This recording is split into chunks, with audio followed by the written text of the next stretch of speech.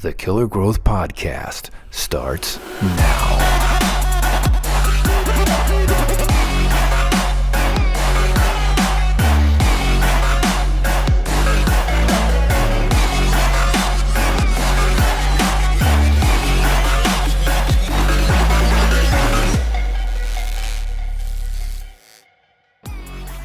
What's up, guys? Sam McVeigh here with the KillerGrowth podcast, and today I'm hanging out with Tyler Norris.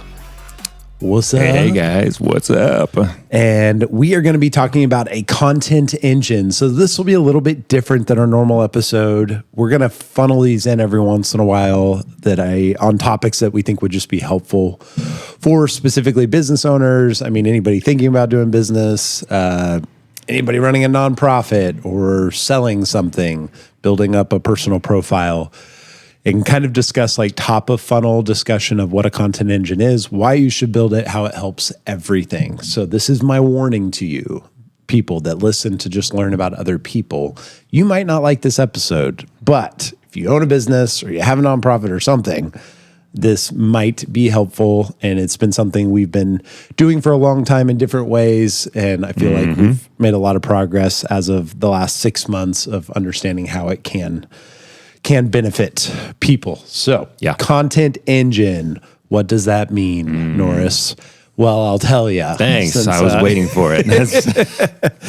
When we talk about content engine, we're talking about top of funnel. If you want to throw up that slide real quick. Yep. Top of funnel. So you guys have heard this before. Top of funnel, right? You've got broad stroke. You're touching a lot of people. You're trying to get it in front of as many people as you can, whatever you're doing. Throwing paint on the wall, hoping it sticks. And then as you get lower in a funnel, right, you get closer to the sale, targeted customers. That looks a little bit different. Higher interest, right? Someone goes to Google and they say, I need a refrigerator, right? And an appliance store hopefully pops up, or you pop up on that high intent search.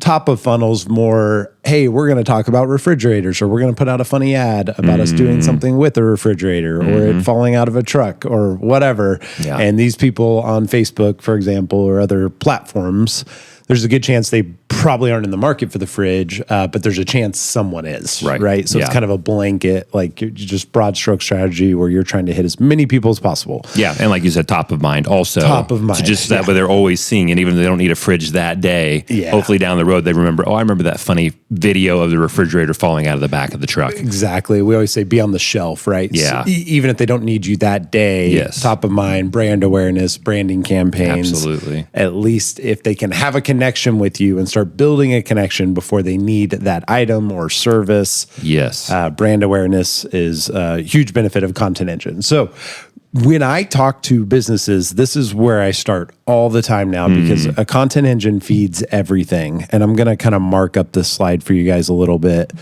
But this is where I'm at right here, right? Content engine, just going to throw in a big circle. This is where we start. And what I mean by this is lots of different things. And I'm going to get into that in a second, and I'll come back to the slide multiple times for you guys, because this is going to go into organic posting, ads, A/B testing ads, SEO, website, CRO, GEO, generative engine optimization. How do you be the answer on AI? All the way down to then automations and follow-ups. Today, we're going to really focus on content engine, but content engine feeds everything. When we sit down with a business and I talk to a business, it's hard for us to do any organic posting, help, or build a good website or run a good ad without a content engine in place where we're getting essentially like a feed, a direct access to the owner's mind, brand, the marketing guy's mind, brand. What are they all about? What do they know? What's their secret sauce? What's not AI generated? And that's going to be a big part of this. Having original content is a game changer right now. Yes, and it's going to be more so even going into the future with AI. 100%. Yeah. Everybody's after reality now. Yeah, authenticity. There's a reason reality TV is beating fiction most of the time, right? Kardashians, I don't get it, but a lot of people like it. Do. Yep. It's like breaking the fourth wall, right? And that's why social media exists. Well, it's relatable. People can relate to that stuff. It's not like fiction. It's the Kardashians like is relatable to you. Oh, 100%. You know, like, that lifestyle. That's just me. You know me. 100%. Yeah. So how do you build a content engine? And this is the big difference. When I talk to someone and they say, oh yeah, we can take photos or videos, or I had this idea, that's where you always get in trouble. And that's why I say content engine, not just go make some content, build a system and a process where you're doing it over and over so it can evolve and feed everything else. Yeah. And so examples of that could be what we're doing here today. Killer Growth Podcast is a content engine for us, for other businesses, for networking, and we'll get into that later. Before and after photos for a business. And this would be like really practical, right? If you do plumbing, there's probably some before and after situations, or you build kitchens or cabinets like Kogan's Wood Shop. Yes. If you're doing HVAC and HVAC cleaning before and after. And you'd even had a good thought on Kogan's episode to have the client themselves take the photos, because the client is interested in this process. They want to post about it on Facebook probably already. So put the client, that client to work for you. So in Kogan's case, he didn't have to be the one necessarily taking the photos. It could be his client taking the photos for him, and he uses those. Yeah. And that's an engine, right? That's an engine. You're building a system and process, an engine that creates content that you don't have to worry about. Yes. That's always going to happen. So that example was get the client because he doesn't do demo. This guy builds kitchen cabinets, full kitchens, custom kitchens. They do a lot of the demo most of the time, or they have someone else in the general contracting side on a remodel do the demo, so he doesn't get that before, middle, and after. Yeah. So motivate the client, say, hey, how about a cutting board? Exactly. If you document this project for me and send me over all these photos, I'll make you a custom cutting board. Well, there's a system and engine. He can make cutting boards all day long. Getting all the photos is the problem, right? That's the pain point. Then every project finished, he just knows that content's coming in. And that's what people want to see, right? In that industry, you want to see before and afters. That would also be a user-generated content system. How do you get your clients or customers building content for you? How do you motivate people to make it for you that also buy from you? That is the hardest one to do. But if you figure that out, that's magic. That's gold. Yeah. That is gold. Figure out user-generated content. Yes. Weekly videos, vlog, day in the life, entertainment. Do you like being funny, right? Entertaining videos that just build trust, something that's just going to connect with them, that's even outside of your industry, but it's maybe entertaining within your industry, right? Yeah. If you're a plumber, lots of opportunity probably to be entertaining, right? A lot of potty humor there. A lot of opportunity. A lot of potty. How-to videos, right? Educating people, even on your own stuff. Like this right here is kind of education, but how-to videos people love. It drives a lot of Google. You know, I think about YouTube's probably main driver is two things. It's how-to and it's entertainment, right? Like YouTube is driven. So how-to is a massive opportunity. Huge.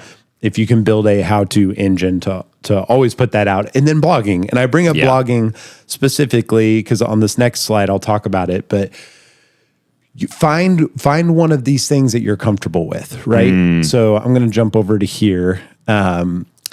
What system do you feel, and I guess I don't have that in here, so I'm not going to put that in here, but I'm just going to talk about it. Of these things, figure out what's your comfort level. If you're an owner starter, like you're starting up, or you're established and you have a person that could build a content engine for you, lean into what you're comfortable with because you're less likely to quit once you build that engine. Yeah, and I would say what you're comfortable with and what you know. Yes. Most. Right. Yeah. So what if you're a plumber, and you happen to love photography too, you can blend those together. Yeah, those two together. Yeah, absolutely. But it's a great point. Stay in your domain authority. Exactly. Stay in your domain and then lean into one of these. Because at the end of the day, if you can just do one of these things, you're ahead of most. And every one of these things feeds all of the rest of the marketing funnel for you. Right, exactly. And so like if you're a funny dude, right, you think about Tyler Brickley, our chief branding officer, he loves humor. Yeah. And he leans into humor. And if he owned a restaurant and all the content in the restaurant was funny. Yeah. And that's what he leaned into, and that's what he wouldn't quit because that's what motivated him. Exactly. Is getting laughs, doing more of that. Right? Exactly. Yeah. But if you're more educational style and you love teaching then and helping other people, lean into how-to videos. They're gonna eat that up. Right? Yeah, in the same way. Yeah, if exactly. you love just talking way too much and being around people all the time, like start me. a podcast. Yeah, exactly. And then when you team up in those content engines, right? Like you think of our dynamic right here, right? There's this other half of this you've been doing forever. You understand, you take pride in it from the production level. Yep. And this all the stuff behind the scenes on this set that people have no idea about, right? Yeah. Till they see all the cables and the cords and the monitors, and they're like, oh, there's a lot going on back here. But lean into a partnership as well when you're building content engines. Don't try and do all of it. Find some partners that can help with that. Exactly. So building out that system does compound. And so that's why I threw up this slide.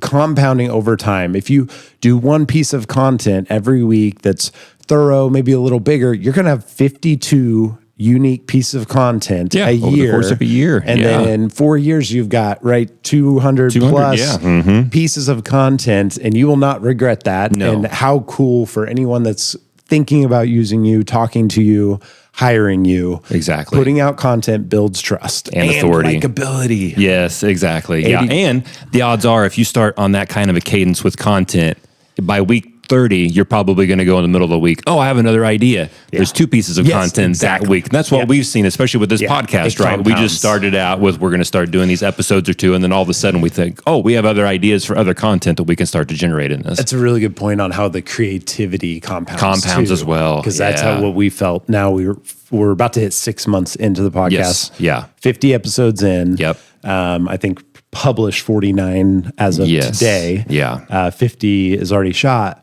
But this week we'll do 3 episodes. We'll do 3. Yeah. Because we feel that compounding and the value of it and getting more comfortable with it and looking forward to it. Right. And those are the 2 other things. I'm sure a lot of people watching go, okay, I do have some authority in this, but I don't feel comfortable doing any of this stuff. And we get that. We didn't feel comfortable. You didn't day one.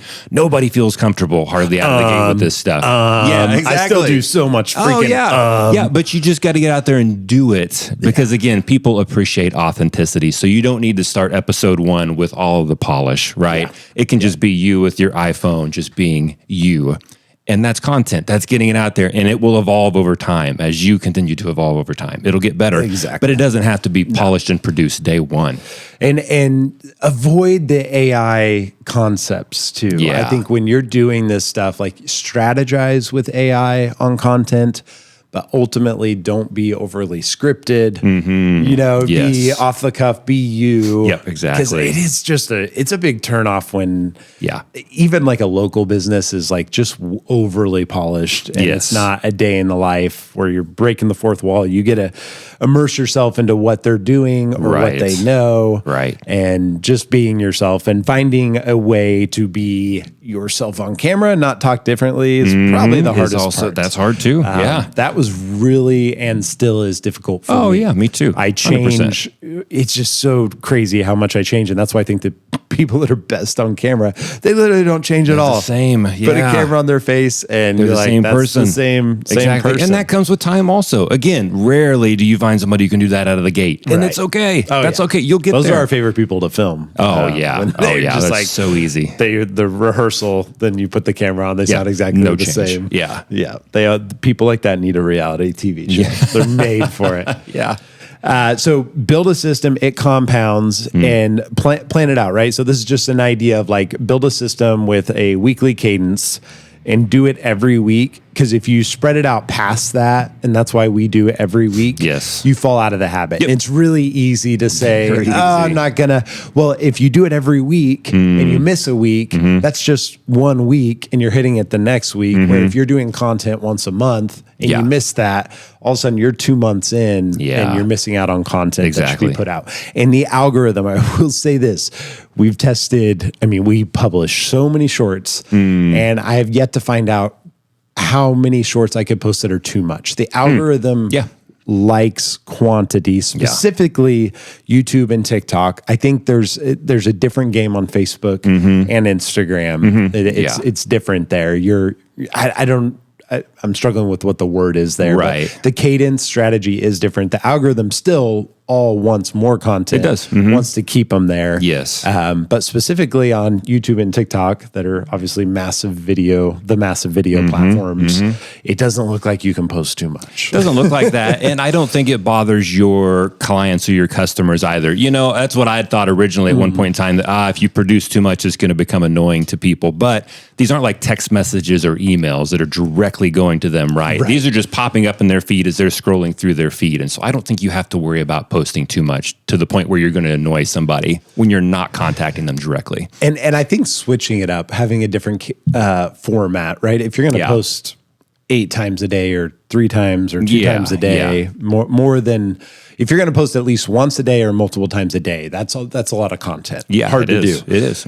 If you're going to do that, I think it's really important that you switch up your concepts quite a bit, right? Yes. Don't do more of the same over and over, unless it's just a total hit, right? And it's the same take in a different situation, right? You know, Mr. Mixer's a great example. Of Mr. Mixer setting up Zach, who was on the podcast. Go check that out. Has built his whole business on organic content and viral organic content, and he has the same style every time, kind of this jabby, quick cuts, where he's like, "Hey, they say this," like, you know what I mean? It's whenever I see his videos, I always think like that reminds me of someone, like an old school. And maybe it's like those infomercials. It feels like Billy Mays here. It feels like that a little bit, where you're kind of like, it's just like, it's quick, so it's the same style every time, and then he's just got a different topic on a KitchenAid mixer, right? Which is a great example. Yes, exactly. I had something. Yeah, that's all right. I don't know what it was. Went out of my brain. Back to you. It'll come back. Yep. So I'll show this, and then we'll jump off the slide and just talk for a bit about all of this. But the podcast, for example, for us, and a big part of our motivation with the podcast is practice what we preach. We're always preaching, build more content. That helps us. We don't want to build content for clients. We're really big on that. We do build content for clients all the time. But I encourage all of our clients to let us help consult on them building a content engine internally. Because that's always going to be the best result. The quantity, the quality can increase over time. It doesn't mean the quality is going to be the best. No, but that's okay. That'll get better over time. Exactly. But the substance of what they know, what they understand, being in the day-to-day. Yes, that's the trick. There's just context that they have that we don't have. We can't have. No. And in this day and age with AI, like, being original's everything. And every 6 months is going to be more important, in my opinion. Because the amount of content flying out there is crazy. So people are going to be looking for authenticity. Yes, exactly. So our format so far, we've done 50 episodes in 5 months technically. 6 months is in sometime in May when we actually hit the 6 month mark. And over hundreds of reels. I need to see how many reels we posted. Quite a bit.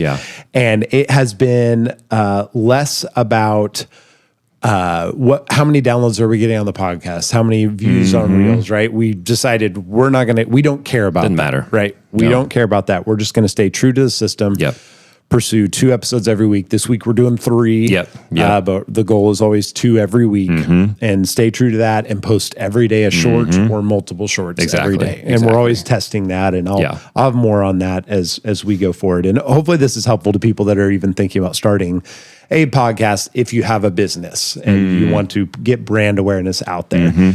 So goal was, our system's really straightforward. We have a switch, we record, we clip, snip, create reels, and post those reels. And the goal is just to build trust and visibility. Exactly. Right? And a little back insight, we have a Rodecaster video. It's the little switching device that we use, and it has an auto mixing feature. And so I can turn that on during an episode, and it will bounce back and forth live while it's recording between both people. Step out, so I can step out right now. I've just got it on this one shot right now with your slide. But I can step out, and it can continue producing the episode automatically, which is pretty amazing. Right. That you don't actually need a producer I just kind of fill the seat, Yeah. right? And it's nice having both. You've got someone looking at audio. Yeah. We love, my favorite thing about you being in our podcast is breaking the fourth wall. Yeah. And then I look over and I can see you're thinking about something and then you'll yell it and everybody can just kind of hear you. Yes. I'm going to tell people in this podcast, drop in the comments if you want Norris to break the fourth wall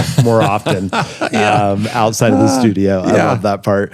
But yeah, so that's a great point of like, you've built a system to where it's pretty efficient to where we're not editing from, hey guys, this is Sam McVeigh with KillerGrowth, the start, and then the end. All you're doing is really basically clipping the beginning. Yep. And clipping the intro, fade it out. I tag the little intro on in Final Cut Pro or whatever video software you want to use. And then we post it to all the channels. 3 cameras and that's all done during recording. So, and when I tell people that, they're always like, oh, because they always assume we do a bunch of editing. Right. In between. We're like, no, it's we don't live have time. produced. And most people don't have time for that. Yeah. No, we're already giving 4 hours. We're basically giving our entire Friday morning every week to this effort. Yeah. Oh, yeah. Which is absolutely. a lot. Yeah, it is. Yep. So again, back to not views, not downloads. The goal is value, trust, and a couple things that we stumbled into. So, and this is what I think happens with content engines.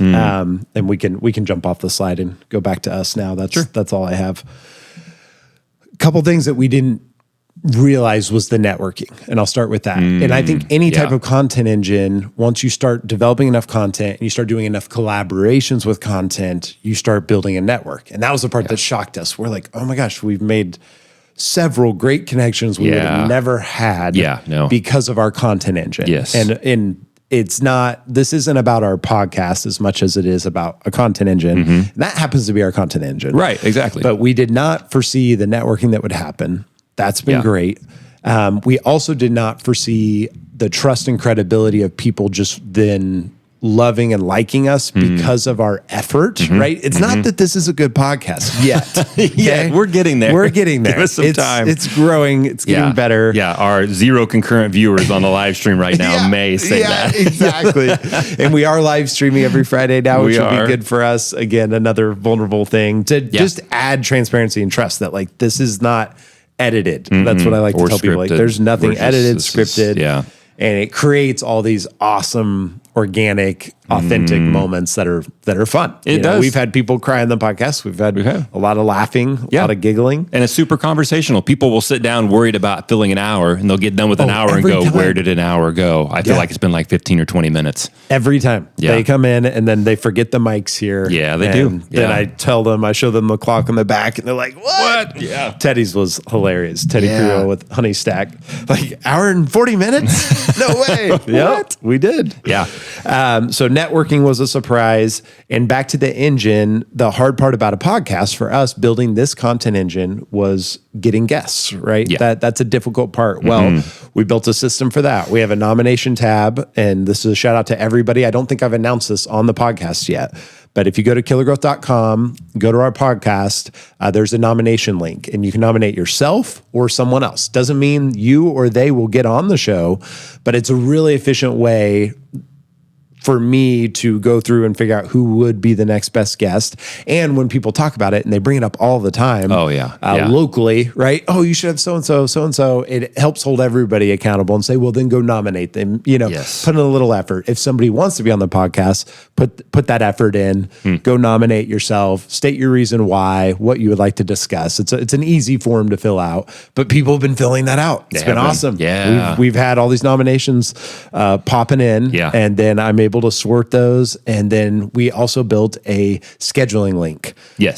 So now I'm not wasting a lot of time emailing back and forth with guests on when they should come on the show. Like, does this time work for you? Now it's just, we built a custom calendar just for our 2 time slots every Friday. You pick one of those, and we're usually booked out about 4 weeks. So they only get that link once they get picked from that nomination system. And so that's all super automated now. That was a lot of my time. Yeah. And anybody can do that. We custom built that form, but you could use something like Jot Forms to just do that out of the box yourself. And then you could use Calendly for the booking for the of booking it. And so side. anybody could set this stuff up really quickly themselves. Yeah, it doesn't need to be all branded and custom. No, like we've done. We're a marketing company, so we need to need look to good do it. about anything we do needs to look good, Yes. right? So yeah, networking, automations, systems, and then the other outcome was the trust and appreciation side. When you build a content engine and you're consistent with it, regardless of if you get 2 views, no views, no live viewers, Right. It doesn't matter. People appreciate it. Yes. If you put a lot of effort in, people know how hard it is. So the Yes. networking side of it's also like, hey, good job. Way to stay with it. You guys have done a lot of episodes. There's been a lot of there's been more just like, hey, way to go. Way to stay with it. Stick a lot with it, less like, that's an amazing podcast. Exactly. Right? Yes. Yeah. But but the effort, right? The effort into it. Yeah. It doesn't matter what it is, what It's you put noticed. out. And like building a newsletter, and that's what I was going to say on the blogging side. You could build a newsletter and start there and say, hey, do you want to sign up for my newsletter? I'm going to be sending out these topics. If you're really comfortable writing. Yes.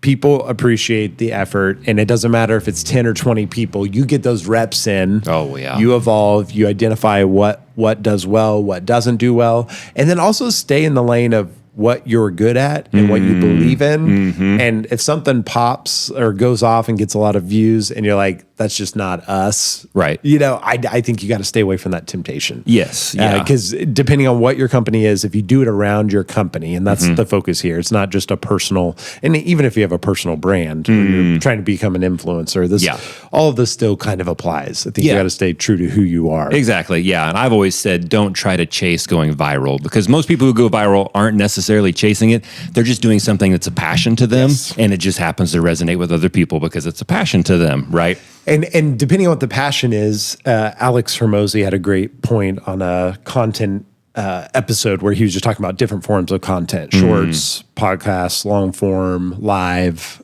which is why we added live, because I watched that. And I thought that's a great point. Yeah, like we need to diversify our content, figure out how to get more hours, stream more exposure. And that's just easy. It just hooks up. It wasn't like a big added task. Oh, no.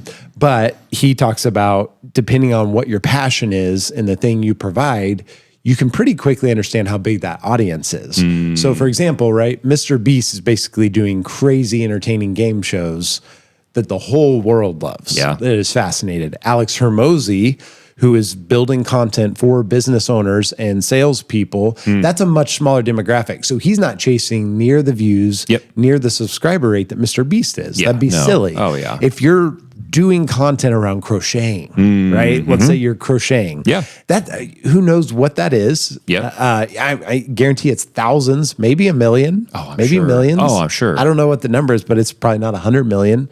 Subscriber potential. If you're how to and crocheting and live examples.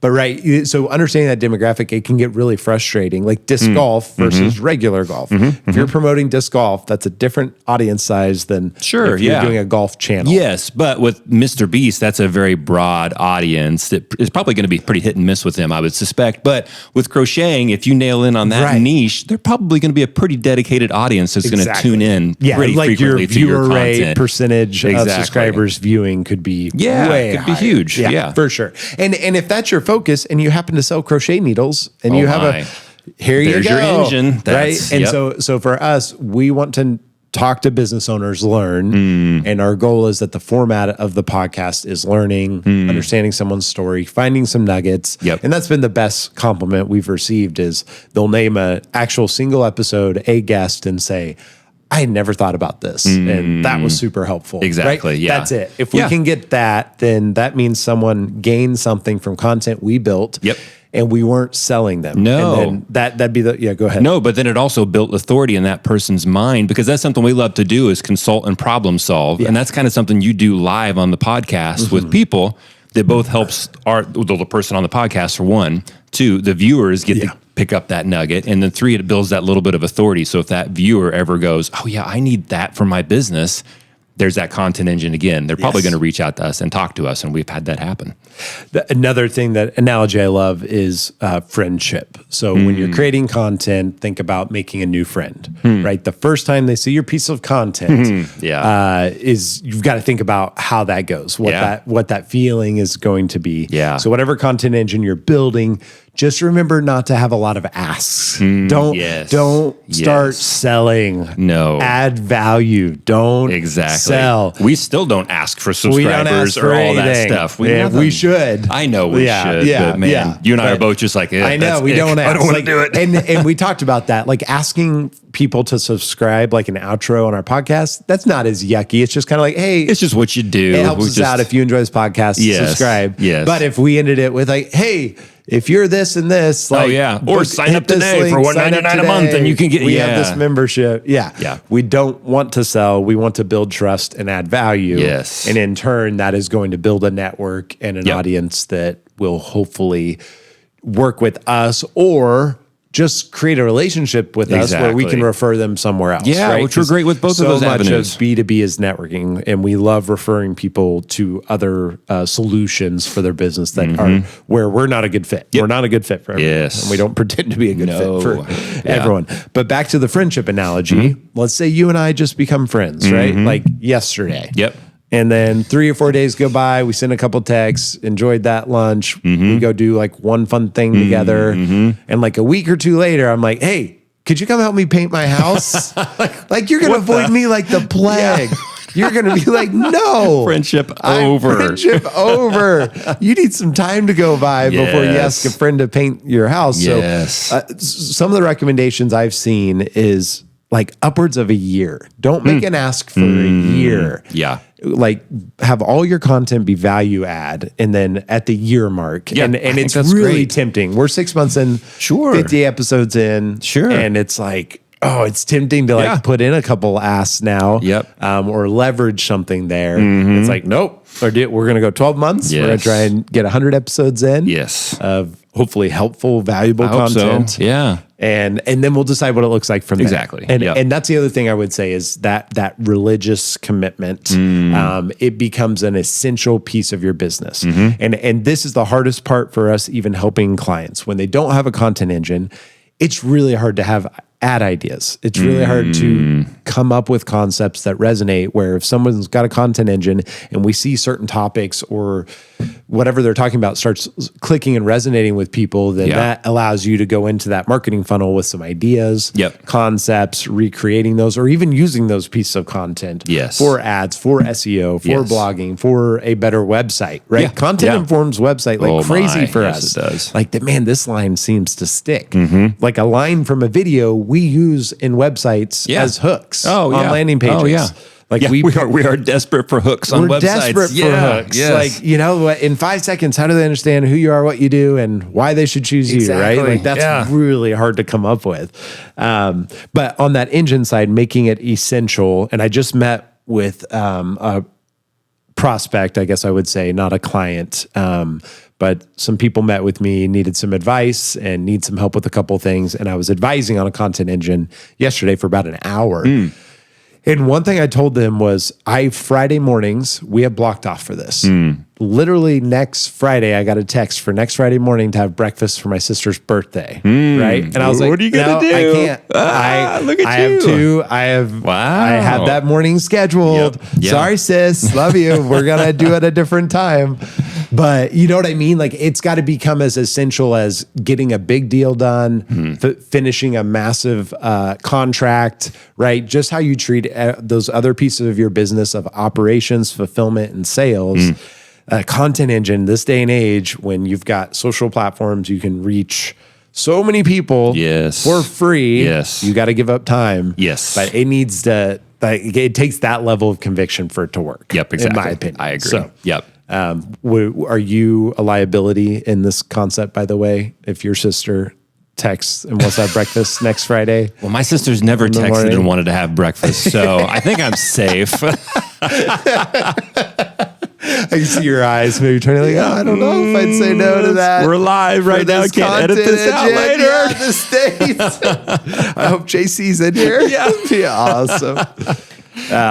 But yeah, What are your thoughts on that system? 6 months later, we've been doing this. Has it felt easier, momentum? Like, describe that timeline too for you. Yeah, it's definitely felt somewhat easier, but there are still some Thursday nights where I'm like, we got the podcast tomorrow morning, because we don't see it netting a lot right now. And it's going to take a while to net a lot, but it's still all that we've talked about so far. It's knowing that it is compounding in the background, and we are helping people in the midst of it. And we're not blood-sucking capitalists who just started this thing solely to get more sales. We do want to help people. And so just reminding myself of all of those things. And it is fun at the end of the day. It is pretty cool to crank out content that people are enjoying, people are watching.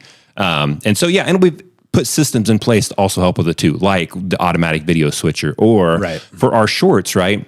If you were manually producing those yourself a couple years ago in Final Cut or even CapCut, it would be miserable. But we use Opus Clips. Opus Clips is what we use, guys. Go look that service up. It's amazing. You can drop a 10-minute, 5-minute up to 2-hour video in it, and it's going to chop it up into awesome little clips. Yep, and it's an AI service, and so you prompt what you want it to find in these clips. It will chop them all up for you. Yep. It does the subtitles, the captions in there automatically. You can do little edits yourself if you want to. You can publish from the platform, right? I mean, it's a huge time saver for us. It would have made this much harder if we didn't have a tool like that. And I will say, our goal on the 12-month mark, and I was looking at this on my slideshow, but our goal was at the 12-month mark, we'd start seeing some results, some networking, new client base.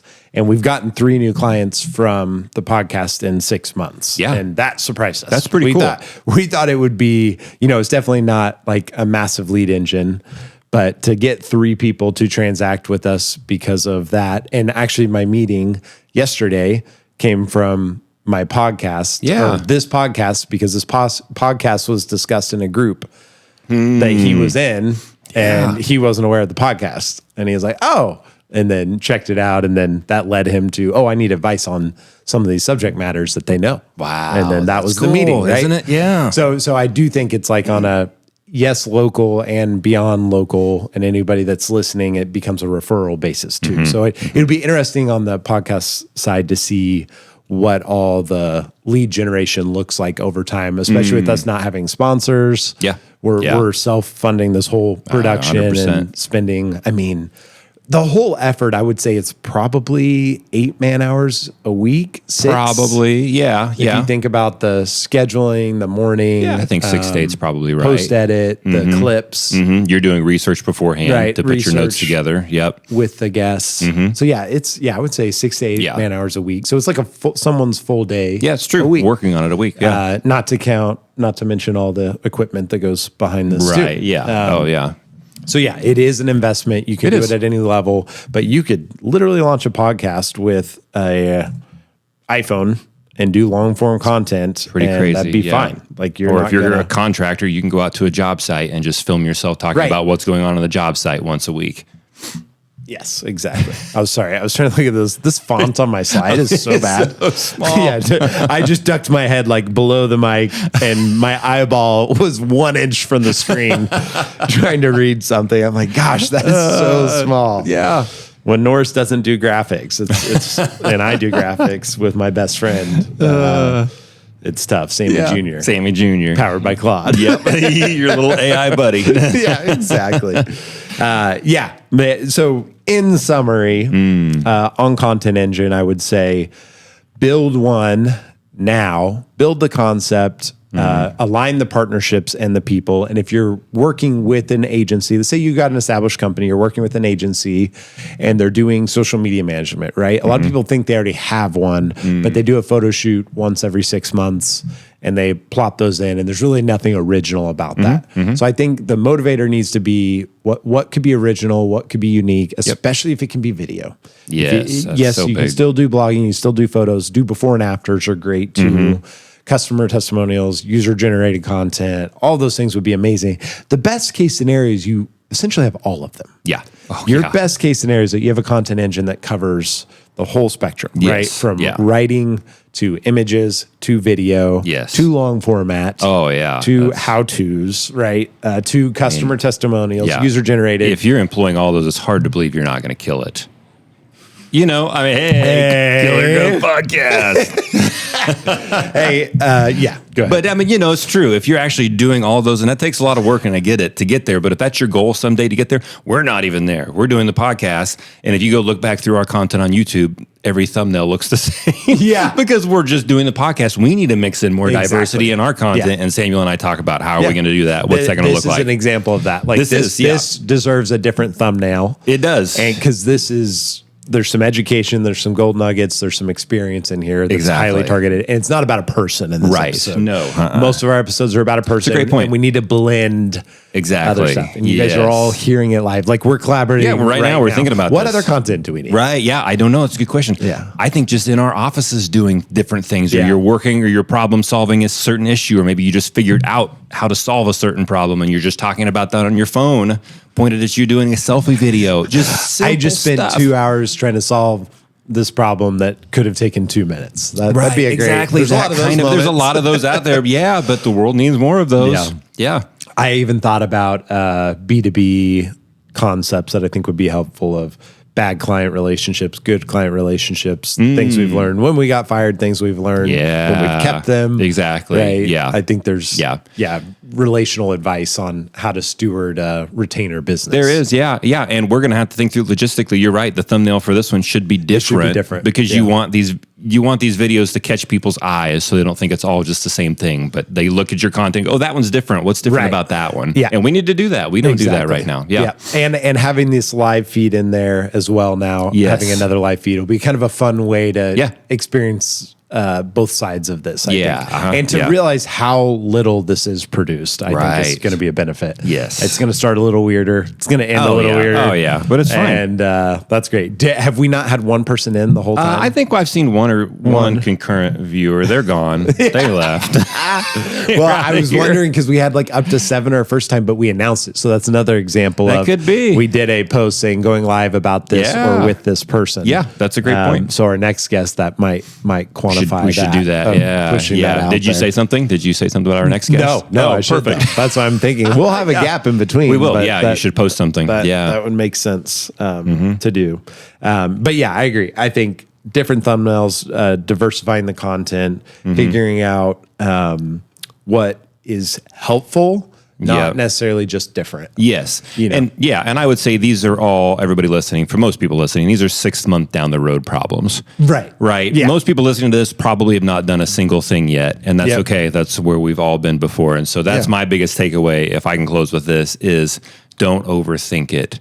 Just pull your phone out and start producing something. That's what the thought that comes to mind as a contractor, just going out to a job site. Just filming, talking about what you're doing. I mean, there's entire YouTube channels with millions of subscribers based around that whole concept. Right. That they just have they're filming on their job site, and of course they polish it and edit together later. But still, they started somewhere. They weren't doing big, long form content, polished videos to start with. They probably just started with their phone, recording themselves on a job site for a couple minutes. Do that once a week and just see what starts happening. And that's an engine. As long as it's that commitment, you just said at the end there. Commit consistency. Just start. Commit to this as like, even if it's 10 o'clock at night and you're getting home from work and it's something outside of work that you have to do, you still got to do it. And then get accountability in place, right? Well, a lot of what we do is just helping people with accountability to execute what they need to. So find some form of accountability or partnership in that content engine going forward. And it's going to definitely transform the way your brain works. You're going to build better habits. You're going to unlock other creative sides in your brain.